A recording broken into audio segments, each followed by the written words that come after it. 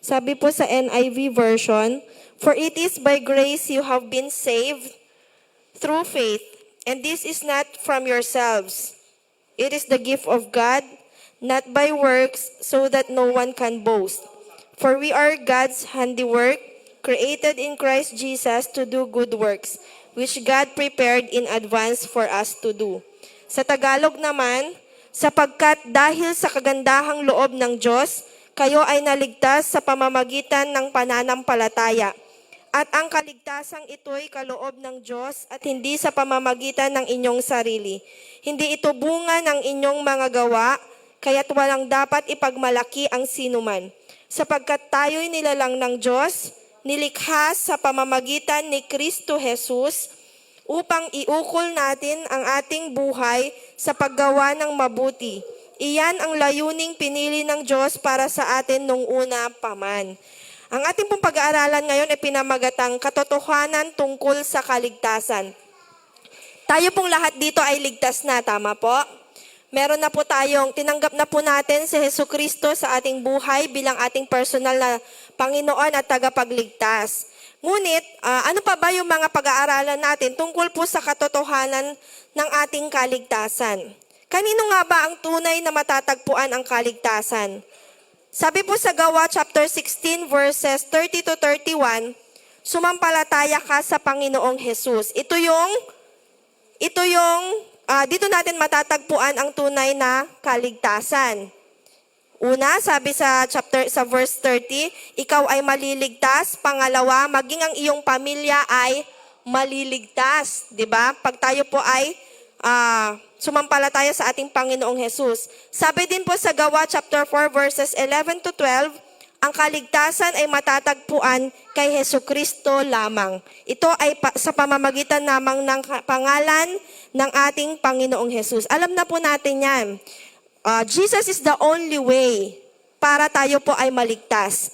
Ang pagtanggap po natin sa ating Panginoong Jesus sa ating buhay, ito po ang tunay na susi ng ating kaligtasan. Pero bigyan pa po natin ito ng mas marami pa pong diin. Bigyan pa natin siya ng mas pag-aralan pa po natin ito ng mas maliwanag. Isa-isahin po natin ang mga salita na binanggit po dito sa Ephesians chapter 2 verses 8 to 10. Kasi baka may mga iba dito, Akala niya ligtas na siya kasi lagi na siya nandito sa church, pero hindi pa pala. 'Di ba? Alamin po natin kung ano pa po yung mga iba't ibang katotohanan tungkol po sa ating kaligtasan. Unang-una po diyan, ang kaligtasan ay batay sa kagandahang loob ng Diyos. Naligtas po tayong lahat because of the grace of God. Wala na pong iba. Hindi sa sarili nating gawa, hindi sa sarili nating effort, but through the grace of God. Sabi po sa chapter 2 ng verse 8 ng Ephesians. Una dyan, ipinakita po ng Diyos ang kanyang kagandahang loob. Ipinakita niya sa pamamagitan ng paanong paraan. Sa mga makasalanan, ipinakita po niya ang kanyang pagpapatawad. Nung tayo po ay makasalanan, pinatawad po tayo ng ating Panginoon. Yun ang isang way ng pagpapakita po niya ng kanyang kagandahang loob. Pangalawa, nung tayo po ay masama pa, pinaabot ng Diyos sa atin ang kanyang pagtanggap. O, di ba? Masama na tayo pero tinanggap po tayo ng ating Panginoon. Makasalanan tayo pero pinatawad po tayo ng Panginoon. Paano pa niya pinakita ang kanyang kagandahang loob? Sa mga marumi, pinadama ng Diyos ang paglilinis. O, nung marumi po tayo, nilinis po tayo ng Panginoon. At pang-apat, sa mga mahihina, pinaramdam ng Diyos ang kanyang pagmamalasakit. Dun sa mga sitwasyon pa lang po na ganon, makikita na po natin doon yung kagandahang loob ng Diyos. 'Di ba? Imagine yon. Nung tayo po ay makasalanan, tayo po ay kanyang pinatawad. Nung tayo po ay masama, tinanggap pa rin niya tayo kahit gaano po tayo karumi. Kahit gaano tayo kasama. Nung tayo po ay marumi, nilinis po tayo ng ating Panginoon at nung tayo po ay mahina, ipinaramdam po ng Diyos sa atin ang kanyang pagmamalasakit. Yun ang una. Kung paano yun ipinakita ng Diyos. Pangalawa, paano naman pinadama ng Diyos ang kanyang kagandahang loob? Hindi lang niya ito pinakita sa atin. Pinaramdam din po ito ng Diyos sa atin. Isa-isahin po natin yung mga example sa Bible na kung saan ipinadama ng Diyos ang kanyang kagandahang loob. Unahin po natin ang buhay ni Nicodemo. Buksan po natin ang ating mga Biblia sa John chapter 3 verses 1 to 15.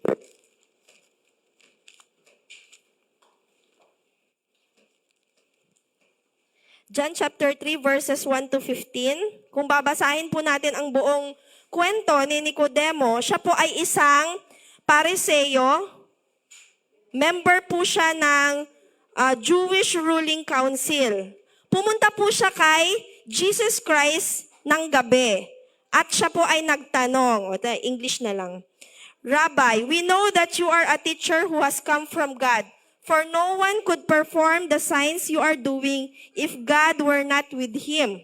Sabi niyang ganon. Tapos sabi naman ni Jesus, very truly I tell you, no one can see the kingdom of God unless they are born again. How can someone be born again when they are old? Nicodemus asked, surely they cannot enter a second time into their mother's womb to be born. Jesus answered, very truly I tell you, no one can enter the kingdom of God unless they are born of water and the Spirit. Flesh gives birth to flesh, but the Spirit gives birth to spirit. You should not be surprised at my saying, you must be born again. The wind blows wherever it pleases. You hear its sound, but you cannot tell where it comes from or where it is going. So it is with everyone born of the Spirit. How can this be? Nicodemus asked. You are Israel's teacher, said Jesus. And do you not understand these things? Very truly I tell you, we speak of what we know and we testify to what we have seen. But still you people do not accept our testimony. I have spoken to you of earthly things and you do not believe. How then will you believe if I speak of heavenly things? No one has ever gone into heaven except the one who came from heaven, the Son of Man. Just as Moses lifted up the snake in the wilderness, so the Son of Man must be lifted up, that everyone who believes may have eternal life in Him. Kilala po natin si Nicodemus, sabi nga natin kanina dito, siya po isang Pariseo, isa po siyang teacher. Alam niya po ang tungkol sa batas. Alam niya po ang tungkol dito sa mga salita ng Panginoon. Yet, nagtanong siya nung nagsalita si Jesus Christ sa kanya. Marami siyang mga tinanong kay Jesus Christ. Hindi niya naintindihan yung mga pinaliwanag sa kanya ni Jesus Christ. Makikita po natin dito na sa buhay ni Nicodemo, siya po ay isang relihiyosong tao, pero ligaw po siya sa katotohanan. 'Di ba? Hindi niya maintindihan ang tunay na katotohanan. Bagamat meron siyang kaalaman tungkol sa salita, pero hindi po niya alam yung pinakatotoo. Dito makikita natin na yung pagsasalita, yung mga sinabi sa kanya ni Jesus Christ, tinik niya ito as literal. Paano mangyayari yon na ipapanganak muli? Alam nga namang pupunta ulit siya sa womb ng nanay niya, di ba? Napaka-literal ng kanyang pagkakaintindi. Dito, mapapansin natin na nire-represent din po ito ng lack of understanding. Kung sino si Jesus Christ, kung ano yung totoo kay Jesus Christ, kung ano yung totoo dun sa mga salita na pinag-aaralan ng mga Pariseo, di ba? Pero makikita natin doon, sa kabila nun, nakipagkita siya kay Jesus Christ. Meron siyang desire na makita si Jesus Christ. Pumunta nga siya doon gabi para hindi siya makita ng mga iba. Pero meron pong kagustuhan si Nicodemo na ma-encounter mismo si Jesus Christ. At dahil doon sa encounter niya kay Jesus Christ, si Nicodemo po ay nakaranas ng pagkasilang na muli. Paano natin mapapatunayan na nagkaroon ng pagkasilang na muli si Nicodemo? Merong nabanggit din si Nicodemo sa John chapter 7 verses 50 to 52. Ito yung mga panahon na nasa trial na po si Jesus Christ. Parang makikita natin doon, hindi man siya in-specific, pero makikita doon na parang dinidepensa ni Nicodemo si Jesus Christ. Sabi niya kasi dito sa 7 verses 50 to 52, Nicodemus, who had gone to Jesus earlier and who was one of their own number, asked, "Does our law condemn a man without first hearing him to find out what he has been doing?" O, di ba? Parang ito na yung pangapanahon na tinatrial na si Jesus Christ. Di ba parang nagdedepensa, tama ba na sinasabi ng batas natin na hindi muna siya i-condemn na siya na hindi pa siya pinapakinggan, o di ba? Tapos pangatlong mention kay Nicodemo is dun sa John chapter 19 verses 39 to 42. Ito na yung panahon na kasama na ni Nicodemo nung namatay na si Jesus Christ sa cross. Isa siya doon sa kumuha ng bangkay ni Jesus Christ. 19 verses 39 to 42. Marami po tayong mga verses. Isulat nyo na lang. 39 to 42. Ayan, sabi dito, he was accompanied by Nicodemus, the man who earlier had visited Jesus at night. Nicodemus brought a mixture of myrrh and aloes, about 75 pounds. Taking Jesus' body, the two of them wrapped it with the spices in strips of linen. This was in accordance with Jewish burial customs. O imagine, nung una si Nicodemo, pumunta siya kay Jesus Christ gabi para walang makakita sa kanya, di ba? Parang tinatago pa niya, nahihiya pa siya na ipakitang makikipagkita siya kay Jesus Christ. But after encountering Jesus Christ, anong nangyari? Di ba? Naging public naging public na yung kanyang appearance na sa pakikipaglapit kay Jesus Christ. Kasi nung namatay na si Jesus Christ, isa siya doon sa kumuha ng katawan ni Jesus Christ. At maliban doon, nilagyan niya pa ito ng myrrh and aloes. Sabi dito, myrrh, tama ba yung term ko? Myrrh and aloes. Ito yung mga nilalagay sa katawan ng mga hari, yung burial ng hari. Oh, 'di ba? So dito makikita na natin yung pagbabago sa buhay ni Nicodemo po nung na-experience po niya or na-encounter po niya si Jesus Christ. Pangalawa, tingnan po natin naman yung buhay nung babaeng taga Samaria, the Samaritan woman. Alam po natin yung istorya ng Samaritan woman sa John chapter 4 verses 1 to 42. Ayun, may tanong po kayo tungkol dun sa story ni Nicodemo? Or may karagdagan po ba kayo doon sa sinasabi natin? Dito, isa po itong katunayan na pagpapadama ng ating Panginoong Diyos ng kanyang kagandahang loob. John chapter 4 verses 1 to 42. Mahaba ito, pero ito yung alam na natin yung kwento na kwentong ito tungkol sa Samaritan woman na kung saan na-encounter niya si Jesus Christ nung siya po ay mag-iigib ng tubig doon sa balon. Tapos sinabihan siya ni Jesus Christ na, "Will you give me a drink?" 'Di ba, mga ganon. Tapos sinabi rin ng Samaritan woman na, Jew ka, Samaritan ako. Bakit mo ako hinihingan ng tubig? Mga ganon. Alam na natin yung buong istorya na hindi na natin siya babasahin. Pero dito makikita natin na nagkaroon ng interaction, ng usapan, nakapag-usap, nakapagkwentuhan, yung Samaritan woman at si Jesus Christ. At dito, ni-reveal sa kanya ni Jesus Christ kung ano yung kanyang buhay.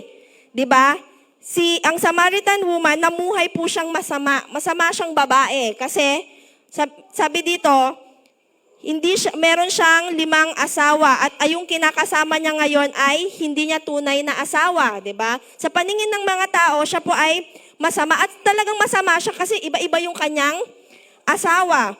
Pero nung siya ay nakipag-usap kay Jesus Christ, ano yung nangyari sa kanya? Nagkaroon po ng pagbabago yung kanyang buhay. Sa paanong paraan? Kung makikita natin dito, after po niyang makausap si Jesus Christ, nung pumunta na, pinagsabi niya ang tungkol kay Jesus Christ. Meron dito, sa part dito na verse 28, "Then, leaving her water jar, the woman went back to the town and said to the people, 'Come, see a man who told me everything I ever did. Could this be the Messiah?' They came out of the town and made their way toward him." So pinagsabi niya yung kanyang na-experience. Pinakilala niya si Jesus Christ sa ibang tao. Doon po mapapatunayan na yung encounter niya din po kay Jesus Christ ay nagpabago ng kanyang buhay. No, this Samaritan woman ay ginamit sabi niya, "When the woman believed, she immediately ran off to tell others." Pinagsabi niya sa iba nung pagkatapos niyang ma-encounter si Jesus Christ. So ito yung makikita nating pagbabago sa buhay din ng Samaritan woman. Sino pa? Ito po yung pangatlong story. Ang buhay po ni Zacchaeus. Alam po natin yung buhay ni Zacchaeus sa Luke chapter 19 verses 1 to 10. Dami po nating mga Bible stories ngayon. Although familiar na tayo sa mga kwentong ito, at ngunit bigyan lang natin ng diin yung pagpapadama ng Panginoong Diyos ng kanyang kagandahang loob sa mga taong ito. Sa 19 verses 1 to 10, alam natin si Zacchaeus, maliit siyang tao. Kaya nga, noong marinig niya na nandyan parating si Jesus Christ, gusto niyang makita si Jesus Christ at anong ginawa niya? Umakyat siya sa puno. Anong puno yun, mga bata? Di ba? Alam na natin, pinakagustong istorya yan ng mga bata. Si Camoro tree. Ayan. Umakyat siya para makita si Jesus at to make the story short, sumama si Jesus Christ sa bahay niya at nagkaroon po ng pagbabago ang kanyang buhay. Sino si Zacchaeus? Si Zacchaeus, siya po ay maniningil ng buwis at labis-labis ang paniningil niya ng buwis. Sobra-sobra siya kung maningil. Tapos, nung makita niya si Jesus Christ, anong nangyari? Nagbago ang kanyang buhay, siya'y naging tapat at naging mapagmalasakit na tao. Sabi niya, di ba, meron silang usapan dito ni Jesus Christ, kung sino man yung aking mga naloko, ibabalik ko ng higit pa yung kanyang mga nakuha sa kanila. So doon pa lang, makikita po natin yung changes sa buhay po ni Zacchaeus. Pang-apat na story. Mabilis ba ako? Pang-apat na story, ang buhay naman po ni Cornelio. Kung kilala po natin si Cornelio sa Acts chapter 10 verses 1 to 48, ito naman ay kwento ng isang centurion. Ayan. Acts chapter 10. Bilisan ko na lang kasi para matapos po natin agad. Acts chapter 10 verses 1 to 48. Ito po yung kwento ni Cornelius na isang centurion. Hindi po siya Hudyo, hindi po siya isa siyang centurion na mas kilala siya sa kanyang pamilya, pero siya po ay God-fearing. Ayan. Mananampalataya siya. Si Cornelio po ay mabuting tao at mananampalataya, pero wala siyang katiyakan. Hindi niya alam kung ano yung gagawin niya. Kaya nga, dumating yung pagkakataon dito, nakarating siya ng tungkol sa pangalan ni Jesus Christ. Na-encounter niya dito si Jesus Christ, nagpakita sa kanya si Jesus Christ, at inutusan siya na ipatawag si Pedro. At doon, si Pedro, nung nakarating siya sa bahay nila Cornelio, meron palang mga tao, may mga gathering na pala doon ng mga tao. At doon nag-preach si Pedro ng tungkol kay Jesus Christ. At marami pong tao ang naniwala sa ating Panginoong Jesus. Siya at ang kanyang pamilya at mga sundalo ay nakakilala kay Jesus. Siya ay nagpasimula ng bagong iglesia sa kanyang tahanan.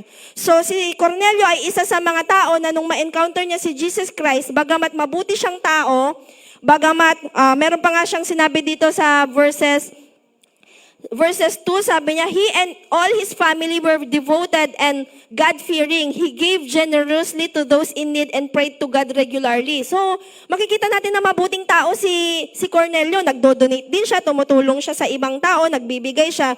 Pero yun nga lang, ang buhay niya wala pa pong katiyakan. Hindi niya alam, parang wala siyang patutunguhan.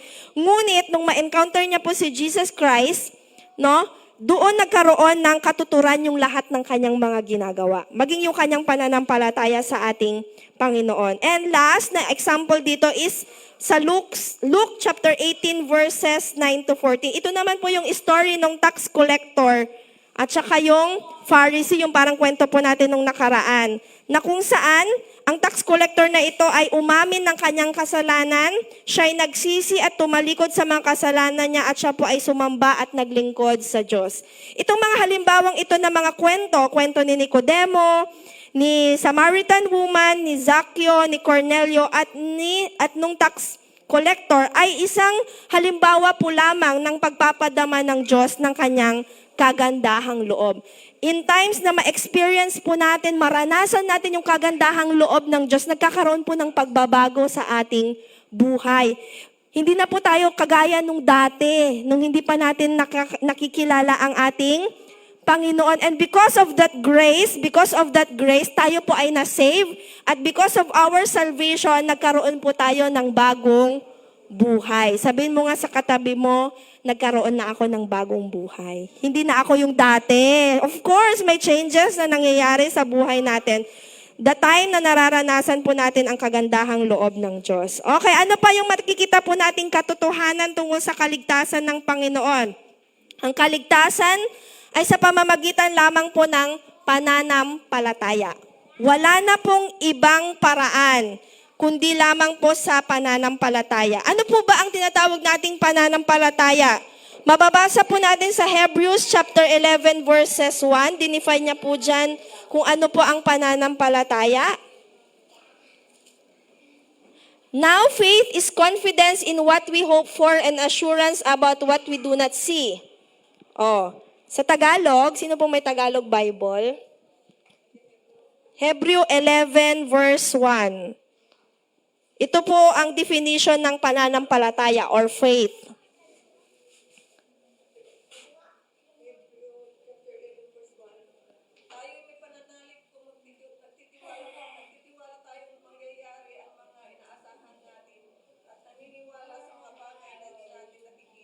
Okay, tignan po nating mabuti ha. Ang pananampalataya daw po ay ang pagtitiwala na mangyayari ang ating mga inaasahan.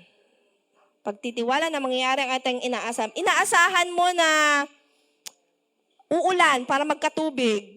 Diba? Hindi mo pa nga ito ay nagtitiwala ka na uulan mamaya para meron akong pangligo. It's faith. Ano pa? Ito din daw po ay katiyakan tungkol sa mga bagay na hindi mo pa nakikita. Hindi mo pa man nakikita na uulan o makulimlim, no? Pero tiyak ka ng uulan mamaya because of your faith. Yun po ang tinatawag na pananampalataya. At itong pananampalataya na to ay hindi po nakikita ng ating mga mata. It is our spiritual eye ang siyang makakakita. Ito po ang susi sa kaligtasan, sabi dito. Ang Diyos ay hindi nalulugod sa mga taong walang pananampalataya. Ito na yung masakit ha. Pag wala kang pananampalataya, hindi po nalulugod ang Diyos sa'yo. Without faith, we cannot please God. Sino dito ang may pananampalataya? Itaas ang kamay. So naniniwala ba kayo? Yung mga walang pera mamaya magkakapera? Amen. Pero yung likod ng utak nila, saan kaya ako mangungutang? Di ba? Sa tingin nyo ba faith yon? Di ba? Sino dito ang may sakit? Mamaya gagaling na. Nananampalataya na gagaling na. Amen. Pero mamaya magpapacheck up yan. Di ba? Mga ganon. Sige, amen. Ano pa? Mga taong nagpakita ng pananampalataya kay Kristo. Magbibigay na lang ako po ng sample. 5 po ito, yung mga taong nagpakita ng pananampalataya kay Kristo. Una, yung salaring napako sa krus, yung kasama po nila sa Luke chapter 23 verses 39 to 43. Di ba? Mamamatay na sila. Kasama niya doon sa krus. Nakapako siya sa krus.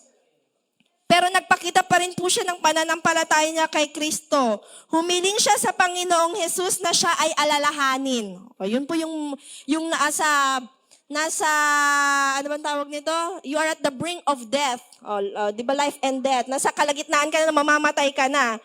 Itong kasama ni Jesus Christ na napako sa krus, nagpakita po siya ng pananampalataya. Ano pa? Yung gwardiya sa bilangguan doon sa Acts chapter 16 verses 25 to 31. Ito yung panahon na nakakulong sila Pedro, di ba? Acts 16. Ang dami pong verses, isulat nyo na lang. Ito po yung nakakulong sila. Acts chapter 16 verses 11 to 15.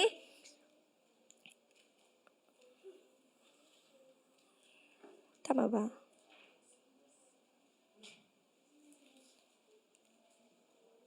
Oh, 16, 25 to 31. Ito yung nakakulong pala si Paul at saka si Silas. Sila po ay nananalangin at umaawit ng mga papuri sa Panginoon. At dahil doon, nakikinig din po yung mga kasama nilang bilanggo. Dan bigla na lang nagkaroon ng earthquake at yung foundation ng prison ay na-shaken. Nagbukas yung mga pintuan ng kulungan at yung mga chains na nakabalot sa mga preso ay natanggal. Dahil dito, nung magising yung jailer, halos patayin na niya yung sarili niya kasi sa pag-akala niyang nakatakas na yung mga preso niya. Pero pinigilan po siya ni Paul at sinabi niyang huwag mong saktan ng iyong sarili dahil nandito pa sila. Then, nagtanong po yung jailer kung paano po siya maliligtas. Okay. Tinanong niya sila Paul at Silas kung paano siya maliligtas. Dito nagpakita rin po ng pananampalataya yung gwardiya sa bilangguan. At hindi lang siya ang naligtas, kasama po ang kanyang buong pamilya. Sino pa? Sino pa nagpakita ng pananampalataya kay Jesus Christ? Of course, sa Acts 16 pa din, 11 to 15. Ito naman si Lydia. Lydia na taga Tiatira. Tumugon siya sa turo ni Pablo at sumampalataya kay Kristo. Ayan. It's Lydia. Basahin nyo na lang po sa mga bahay nyo para hindi na tayo magtagal. Sulat nyo na lang po yung verse. Acts 16 verses 11 to 15. Ito yung nag-preach naman po dito si Pablo at si Lydia ang isa sa nakinig sa preaching na yon at siya yung nag-worship sa ating Panginoon. Siya yung sumampalataya sa ating Panginoon. And number 4, siya naman yung pinunong taga-Ethiopia. Yung na-encounter ni Felipe, na nagbabasa lang siya ng salita ng Panginoon pero hindi niya maintindihan at na-encounter niya si Felipe, in-explain sa kanya yung salita ng Panginoon at sumampalataya siya agad. At nung madaanan nila yung chariot nila, na may tubig, nagpabaptize po siya agad. Yan. Sino pa? Yung kutonging gumaling. Ito po yung sa Luke chapter 17 verse 11 to 19. Yung humiling sila ng kagalingan mula kay Jesus Christ, 10 sila, pero iisa lang ang bumalik kay Jesus Christ na nagpasalamat sa kanyang pagpapagaling. Ito po yung mga sample na nagpapakita ng pananampalataya nila kay Kristo. Ikaw, anong kwento mo ng pananampalataya kay Kristo? Meron ba Naranasan mo bang manampalataya sa Panginoon at naranasan mo yung ginawa ng Panginoon sa buhay mo? Yes. Of course, simula nung tayo po ay naligtas ng Diyos, marami pong pinakita sa atin, pinatunayan din natin even our faith to our Jesus Christ. Okay, una, di ba, ito ang kaligtasan ay batay sa kagandahang loob ng Diyos. Ang kaligtasan ay sa pamamagitan ng pananampalataya. At number 3, ang kaligtasan po ay kaloob ng Diyos. Pag sinabi po nating kaloob, ito po ay regalo. Nung last Sunday, pinag-usapan po natin yung regalo. Pag sinabi nating regalo, libre. Walang bayad. Kapag binayaran mo, hindi na siya regalo. 'Di ba? Sweldo na siya or ganon. So, dito, ang kaligtasan po ay libreng regalo ng Diyos sa atin. Dahil ang pagkakaloob ng Diyos kay Jesus Christ ay libre. Ang buhay na walang hanggan ay kaloob ng Diyos sa atin at ang kaligtasan ay kaloob ng Diyos sa bawat isa sa atin. Wala po itong bayad. Ang gagawin na lang po natin siya ay tanggapin po natin si Jesus Christ sa ating buhay. Kaya kung sino man po dito ang hindi pa nakakaranas ng libreng regalo ng Panginoon, hinihikayat ko po kayo ngayong araw na ito na tanggapin po natin ang libreng regalo ng Diyos sa atin. Ito po yung kaligtasan. Ito po yung salvation na tinatawag. Ito po si Jesus Christ na nagsakripisyo para sa ating mga kasalanan. At sabi po sa John chapter 1 verses 12, John chapter 1:12, familiar na familiar po tayo dito sa verse na ito. Yet to all who did not receive Him, to those who believe in His name, He gave the right to become children of God. At pag tinanggap mo si Jesus Christ sa iyong buhay, ikaw ay magiging anak ng Diyos. Praise the Lord, di ba? Pag tinanggap natin si Jesus Christ, tayo po ay tinawag na pong anak ng Diyos. Ano pa? Tayo po ay maililigtas mula sa kapahamakan. At syempre, magkakaroon po tayo ng buhay na walang hanggan. Sino ba naman ang may ayaw ng ganun, di ba? Syempre, lahat tayo gusto natin kung saan magiging maganda ang ating buhay in the future. Pero ang nakakalungkot nga dyan, libre na nga, marami pa ring umaayaw. Libre na nga, marami pa ring tumatanggi. Libre na nga, ayaw pa ring kunin. Pero sa ngayon, tayo po ay pinagpala ng Diyos. Nagkaroon po tayo ng opportunity na marinig ang kagandahang loob ng Diyos at napakaganda yan kasi nag-respond po tayo positively. Hindi natin siya tinanggihan. Tinanggap po natin ng open arms, ng malayang-malaya yung kaligtasan na yon ng ating Panginoon. Number 4, na katotohanan tungkol sa kaligtasan, ang kaligtasan po ay hindi sa pamamagitan ng mga gawa.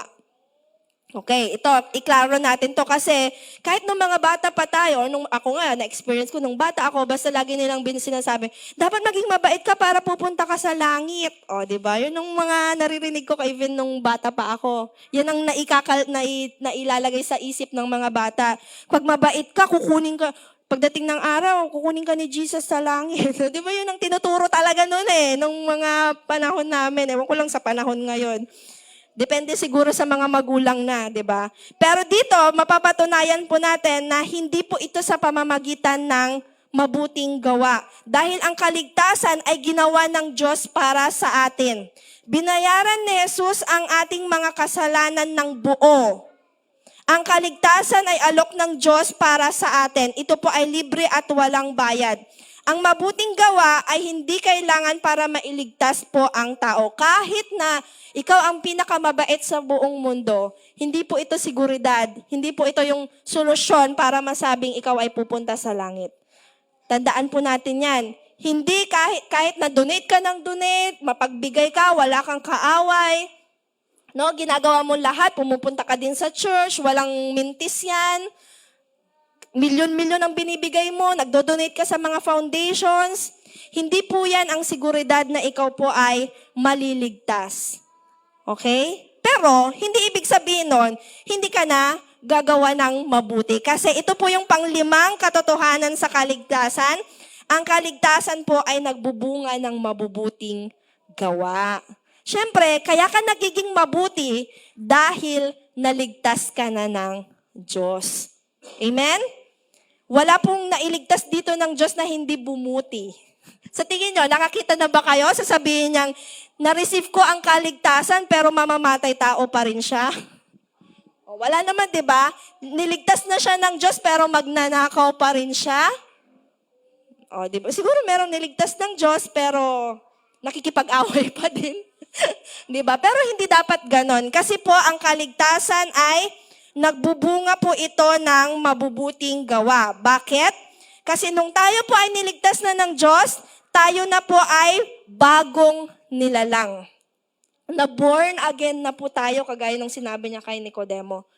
No? Nung ikaw, tinanggap mo si Jesus Christ sa iyong buhay, naligtas ka, napatawad ang iyong kasalanan, of course, new life na ang meron sa'yo. Wala na yung dating ikaw. Kaya nga nung nanalangin ka na, Lord, inaamin ko po na ako po ay makasalanan at patawarin niyo po ako sa aking mga kasalanan. Siyempre, kinalimutan mo na dapat yung mga nagawa mong kasalanan in the past kasi ikaw ay bagong nilalang na.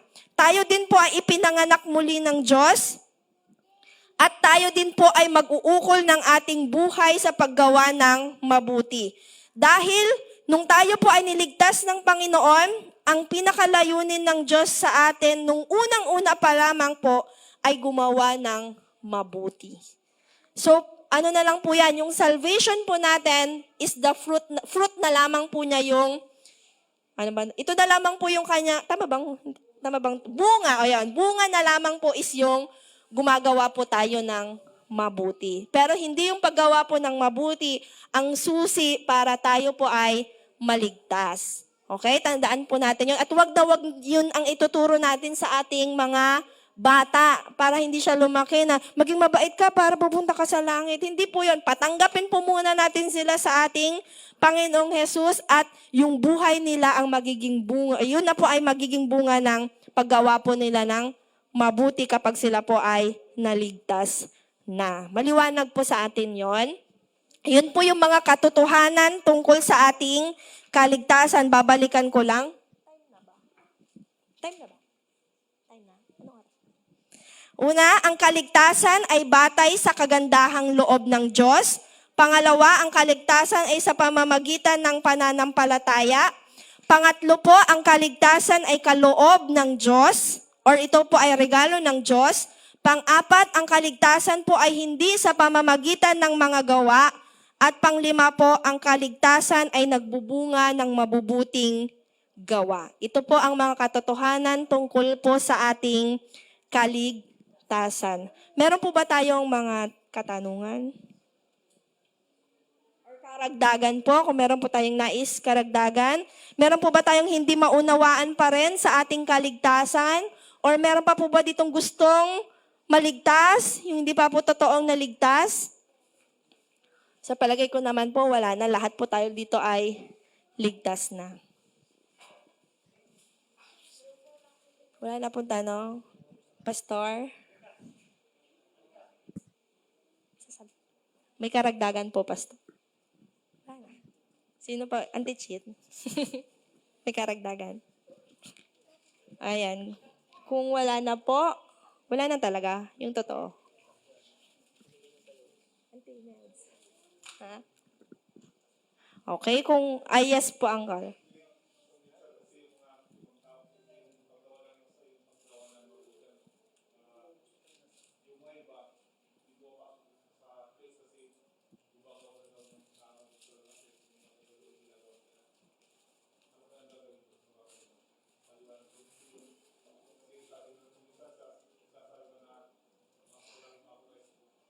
Oo, mas mabait pa ako kaysa yung mga nag-church, mga ganon. Yun yung mga depensa nila.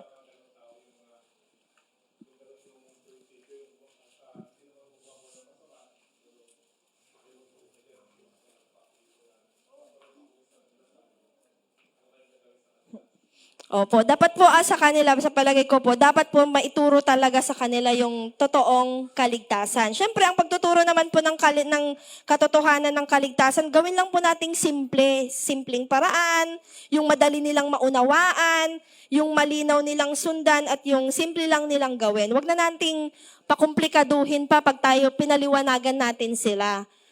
Siyempre, yung mga taong ganon, kahit din naman tayo nung hindi pa tayo nakakilala sa Panginoon is, ganun din yung prinsipyo natin eh. Pero nung naunawaan na natin ang tungkol po sa kaligtasan, dun po natin na-realize kung ano po yung katotohanan. At yung mga taong ganyan, sila po talaga yung nangangailangan ng mga kagaya natin na mag-e-explain po sa kanila yung katotohanan talaga. Pero sabi nga, hindi mo naman ma-e-explain yan kung ikaw mismo hindi mo alam kung ano po yung totoo. Kaya maganda na napag-aaralan po natin itong katotohanan. Baka kasi sa mind, yung thinking pa rin natin is kagaya pa rin ng sa kanila.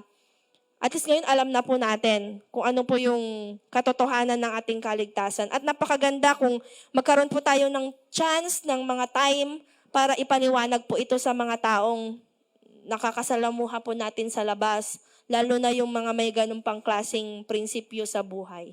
Talagang sila yung mga dapat nating ipagdasal na mabigyan sila ng pagkakataon na marinig yung katotohanan ng kaligtasan. Yun po. Wag lang din magpa-apekto sa mga sinasabi nila. Kasi tayo alam na natin kung ano yung totoo eh. Wag na natin yung gagawa pa tayo na hindi ka na, pampankamat ka niya na suda pagsawsawan. Siyempre, hindi rin naman magandang ehemplo yon na gagawin natin. Kaya nga mag-ingat din tayo kasi lalo na kung dinetestify na nga po natin na tinanggap na natin si Jesus Christ, tapos nakikita nila tayo nag-church dito, tapos paglabas nga natin, wala namang pagbabago sa buhay natin. Kaya minsan hindi natin sila masisi na sasabihin nila,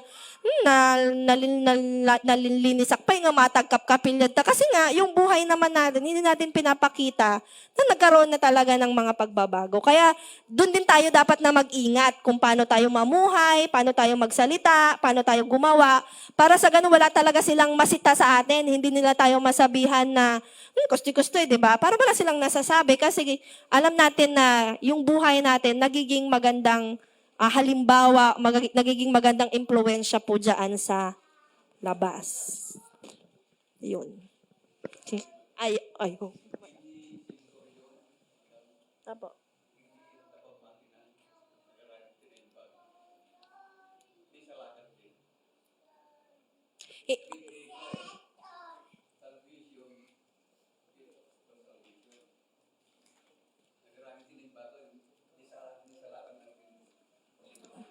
Ayaw po. Basahin po natin eksakto. Kasi dito, wala naman pong eksaktong, siguro itong sa palagi ko lang po, itong si Cornelio noon, is bunga siya narinig na niya ang tungkol kay Jesus Christ noong mga panahon siguro na nagpipreach na sa iba't ibang lugar si Jesus Christ. Kaya nga ang sinabi na lang po dito sa Acts 10, teka, basahin ko po yung eksaktong verse. Sabi niya, at Caesarea, there was a man named Cornelius, a centurion in what was known as the Italian regiment. He and all his family were devout and God-fearing. He gave generously to those in need and prayed to God regularly. Kaya lang, si Cornelius pa isang halimbawa pa lamang po siya na isa siyang Gentile, parang ganon. Di ba ang kaligtasan pa lang nung una, nung wala pa si Jesus Christ, nung hindi pa namatay si Jesus Christ, para sa mga Hudyo po lamang. So parang si Cornelio, masasabi natin, parang siya yung kauna-unahang, hindi ko lang alam kung kauna-unahan. Pastor, correct mo po ako kung tama o mali. Parang siya po yung kauna-unahan ng Gentile na nakatanggap ng salvation sa pamamagitan ng death of Jesus Christ on the cross. Kaya nga nung time na yon, sinabi ni Jesus Christ nung ma-encounter niya, ipatawag mo si Pedro. Sabi niya ganon. At nung time din na yon na bago niya ipatawag si Pedro nagkaroon po ng vision. Kung dito, makikita po natin dito sa susunod na mga verses, nagkaroon dito ng vision si Pedro na sinasabi sa kanya, sabi niya, pinakita sa kanya yung mga all kinds of four-footed animals as well as reptiles and birds.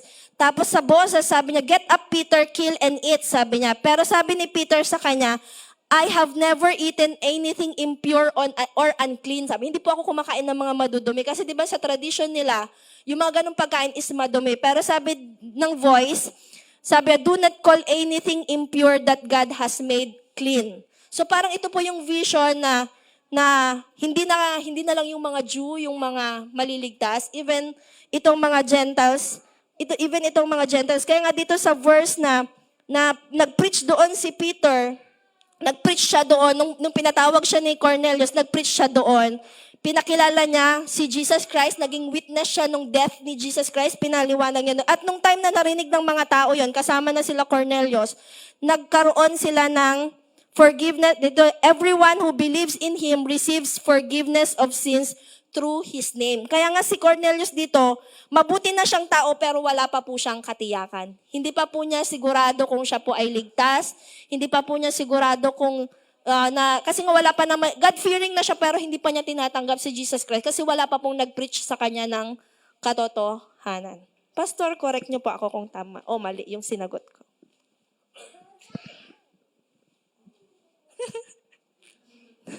Tama po. So, yung parang doon sa tanong niyo po, uncle, nung time na yon, parang hindi pa po siya ligtas. Kilala lang po niya si Jesus Christ. Pero nung time na na-encounter na niya si Jesus Christ at napaliwanag po sa kanya ni Peter yung katotohanan kung paano siya masisave, doon po yung katiyakan na siya po ay na-save na. Hindi pa siya totally counted. Pero sinabi ng Panginoon dito sa kanya na,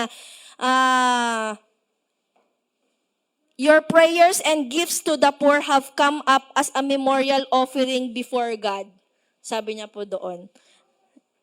Kaya nga parang ito yung naging way na inutusan na siya ng Panginoon na ipatawag po si Peter. Kasi nakikita niyang mabuti. Marami naman po sa atin, masasabi rin po siguro natin bago tayo nakakakilala sa Panginoon. Mabuting tao naman tayo, di ba? Pero yun nga lang, hindi po sapat yung pagiging mabuting tao natin doon sa kaligtasan na ibinigay sa atin ng Panginoon. Hindi naman talaga tayo masama nung hindi pa po natin kilala si Jesus Christ. Mabuti naman tayo, nagbibigay tayo, di ba? Hindi tayo nakikipag-away, wala tayong kaaway, hindi naman tayo pumampatay. Pero yun nga, hindi pa talaga tayo ligtas kasi hindi pa natin kilala si Jesus Christ at hindi pa natin siya tinanggap sa ating buhay. Oo, wala pa tayong personal na relationship with Jesus Christ. So parang ganun din siguro yung sitwasyon po dito ni Cornelio nun. At tayo din naman nun, sumasampalataya na tayo noon sa Diyos. Alam na natin na may Diyos. Nagsisimba na rin tayo, sumasampalataya na tayo, nagpipray na tayo, di ba? Kahit hindi pa natin kilala noon si Jesus Christ. Pero dahil nalaman natin na ganun pala po yung kaligtasan, di mas naging deeper po yung ating mga ginagawa kay Jesus Christ. Okay po.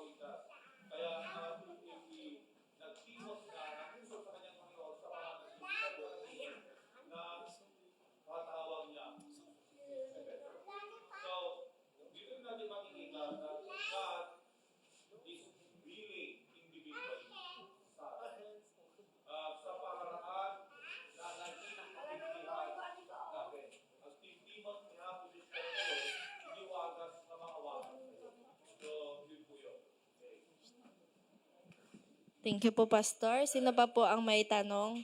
Si Uncle ata sino yung isa? Uncle Sika? Awan na.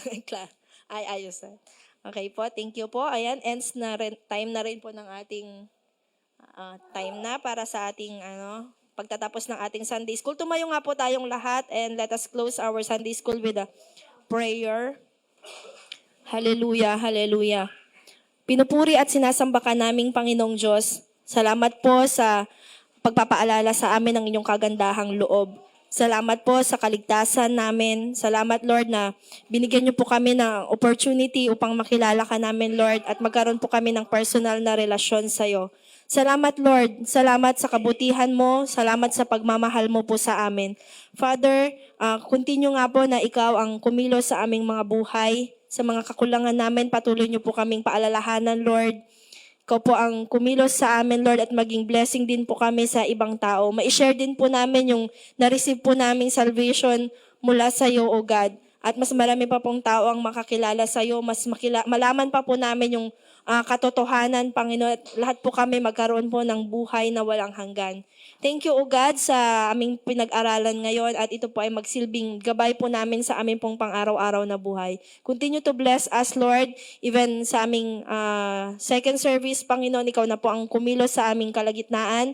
Sa loob ng church na ito, ang bawat isa sa amin, patuloy mong ihanda ang aming mga puso. Maging open po kami sa mga rebukes mo, sa mga messages mo, Lord God, at patuloy namin panghawakan ang mga pangako mo sa aming mga buhay. Maraming pong salamat sa lahat ng mga gagawin mo pa sa amin ngayon, and we claim for victory upon victory, Lord God, na ipagkakalob mo sa amin sa araw na ito. Salamat po. Sa iyo po namin itinataas ang lahat ng papuri, pasasalamat at pagsamba sa pangalan ng aming Panginoong Jesus.